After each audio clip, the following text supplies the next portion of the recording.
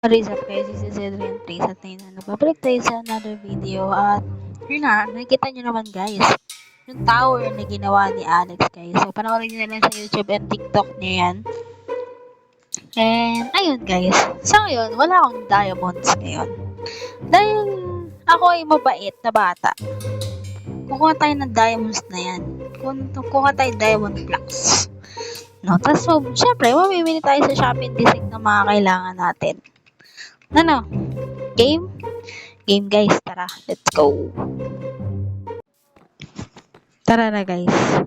Kuha tayo ng diamond blocks. Saan kayo magiging reaction ni Alice kapag kumupit ako dito? No. So, gawa-gawa ka ng diamond tower. So, syempre, kukupit ako dyan.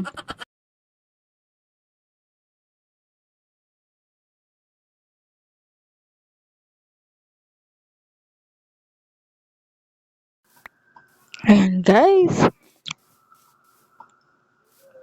Ayan guys, oh. Ganda ng design, oh. Panis ka, Alex. Maganda yan. Kala nyo dyan. Ibabalik to? Babalik ko to? Hindi ko to ibabalik. Ipapamili ko to. So, tara na sa shopping district. Let's go! So, nandito na tayo sa, ayan, nagpi-PVP sila guys. So, nandito tayo sa shopping district. Siyempre, mamimili tayo dito ng mga bagay na hindi ko naman kailangan. So, yung, guys, yung diamond block ni Alex, ginawa ko na lang diamonds. Kasi, gusto kong bumili. So, tara guys, mamimili tayo guys dito. Let's go! Ano ka bilhin dito guys?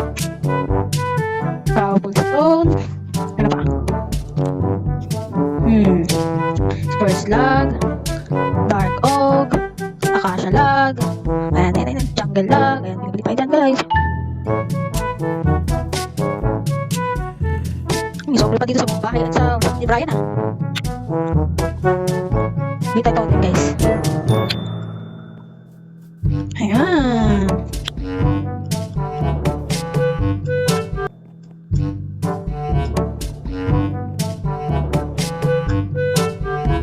Pakita ko sa inyo yung mga binili ko na gamit yung gems ni Alex guys. Tara.